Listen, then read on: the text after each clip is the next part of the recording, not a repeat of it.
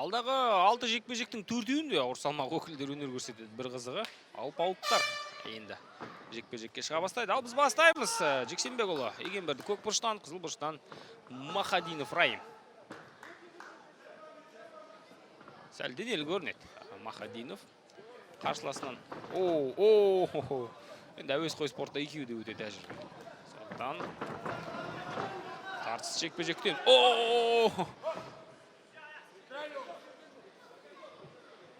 Зерден соққа тиді ма, әлде тиген жоқ па? Шақ қалды, я қазір еже бұзға. Міне мына жерде қазір қарап шайық. Енді сәл тиген екен, бірақ айтарлықтай ауыр соққы болған жоқ, абырой болғанда. Жекпе-жек басталып кетті, жалғасып кетті.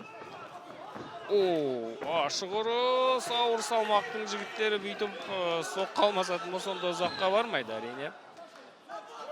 Екеуі де мерзімнен бұрын аяқтауға ниеттенген сияқты. Бекмаун сақтап қала алмады. Махадинов оп-оңай қорғанысты бұзып өтті қазір. Егенберді Жексенбекұлы толықтай позицияны ұстап қалса қазір жағдай қиын болады.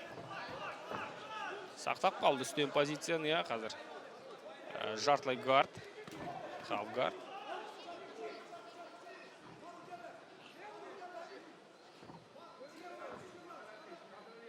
Жақсылап бекініп алған. Егенберді.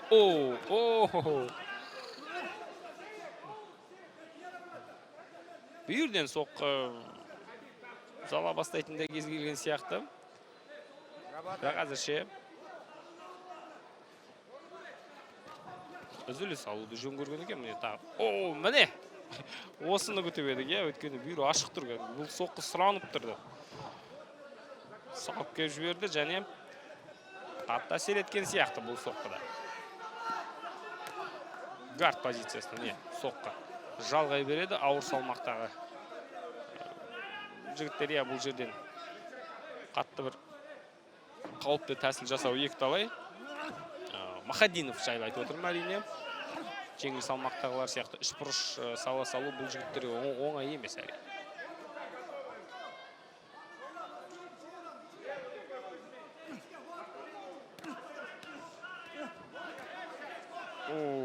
Салып атыр қалай дегенмен, бірақ дөп тиген соққы жоқ, Қаншама соққының барлығы ауадан кетіп жатыр, қазір саусақты қолғаптың ішіне салып алған екен, міне қорғанысты айналып өтейін деп шешті, міне оп-оңай. Тіпті өзі саналы түрде үш бұрышқа міне ал деп беріп тұрса да, Махадинов Раим бұны жасай алмады. Маша, ауыр соққылар бар. Торды қолдануға тырысады ма Махадинов? Тынысы тарыла бастады. Махадинов Раимның бұл шабуылынан, тұрысынан ақ сезілді. Ал, мойындалды. Қазір көрейік. Тірейді ма торға? Қазір шолақ шалбарынан ұстап алған екен. Жоқ, құтылып шықты. Міне, жүріс-тұрысынан аңғаруға болады. Екеуінің де жүріс-тұрысынан аңғаруға болады. Қазір аренада ауа қалмайды бұл екеуінің кесірінен. Калф-кик жасайым деп өзі бәлем қала жаздады. Махадинов. Тамаша. Өте ширақ қимылдайды Егенберді Жексенбекұлы.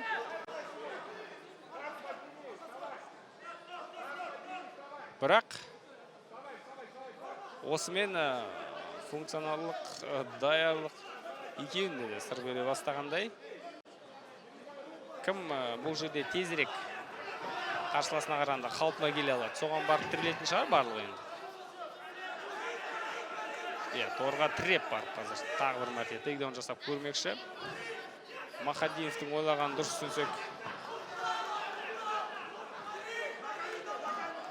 Күресе бер деп бапкерлерді айтып жатқандай. Мынау жер қазір қалай болады, позиция ұстауға білетін бұған дейін көрдік Махадиновты. Сондықтан Бекмаунттың қажеті де жоқ шығар. Міне ұстап қала алмайды, жатыр әзірше. Мойындалды бірақ. Жоқ, бір сәтке ғана алған екен, қылқындыруды көздеген жоқ. Соққы жасайтын күші қалды ма? Міне Ұр десе де ұратын күші қалмағандай. Енді жатыр ғой қазір, екем бердім. Неге қолдан басқа осы сәтте? Бірақ Махадиновтың өзі де соққы жасауға ниеттеніп жатқан жоқ. Мойынды алып қазір қылқындырып көрмекші, бірақ қол толық мойынға жатқан жоқ. Иә. Екеуінің де функционалдық даярлығы осымен 5 минутқа да жеткен жоқ, шыны керек. Екеуін де міне қазір бапкерлері жетектеп алып кетті өз бұрышына.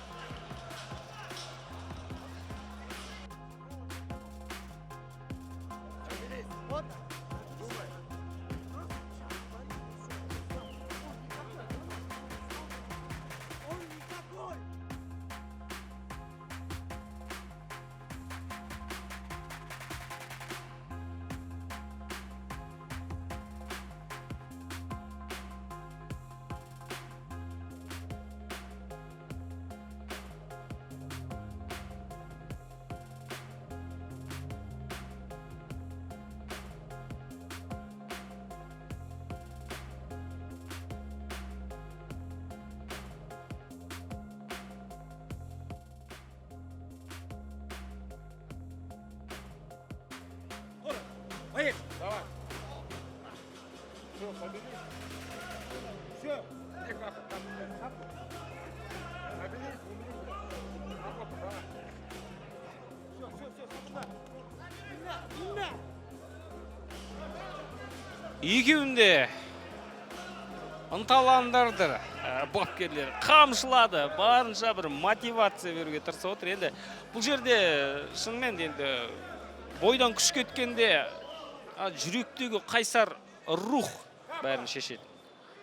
Иә, қатты айтсам кешіресіздер енді, бірақ шамамен солай болып тұр ғой қазір, иә. Бітті ғой, екеуі де шаршады. Көріп тұрмыз, оны жасырудың қажеті жоқ. Ақтақ қараны қара деп айтайық.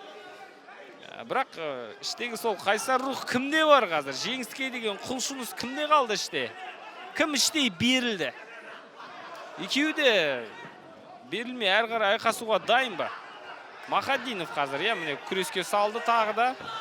Бірінші раундтың соңында бірдеңе сезген ғой. Бұл шабуылына қарағанда Кимура қараңыздар. Бұл жерде тәсіл жасамаса да аударып жіберу мүмкін Кимураның арқасында қарсыласын. Бұл әдістің осындай бір қасиеті бар, иә. Иә, міне қазір тағы да бір жұлқып көрді. Бірақ қолды сәл шынтақ тұсынан, не сәл бұрыштан ұстау керек. Шығарып алды, иә, оп-оңай. Ал. Енді Махадиновтың 4 минуттай уақыты бар. Қазір мерзімнен бұрын аяқтамаса білмеймін. Американы өзі әдіске көшті. Қараңыздар, қарсы әдіске және жақсы алды қолды. Берілді ма? Берілді. Вау, болды. Болды. Тоқтаты жекпе-жекті төреші, түсінуімше Жексенбекұлы Егенбердінің өзі белгі берді бұл жерде. Ары қарай жекпе-жекті жалғастыра алмаймын деп. Білмеймін, әдістен берілді ме, әлде шаршағаннан берілді ме? Міне осыста Американы, иә, қазір иыққа ауырту әдісі бұл. Міне мұнаны берілді деп қабылдауға болады негізінен, иә. Сондықтан, иә, қазір айта беруге болады. Американы ауырту әдісінің салдарынан берілді. Жексенбекұлы Егенберді, Махадинов Райым үшін бұл кәсіпқой ММА-дегі сәтті дебют деген сөз.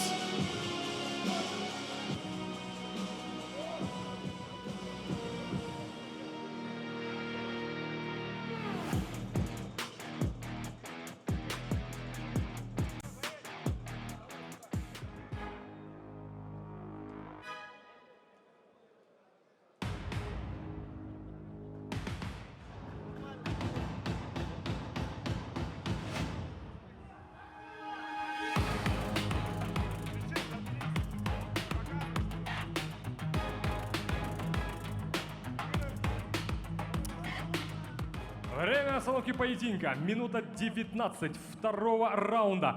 Бұл жекпе-жектің жеңімпазы. В данном поединке победу одержал намыс ММА байқонар Акула Раим Махадида.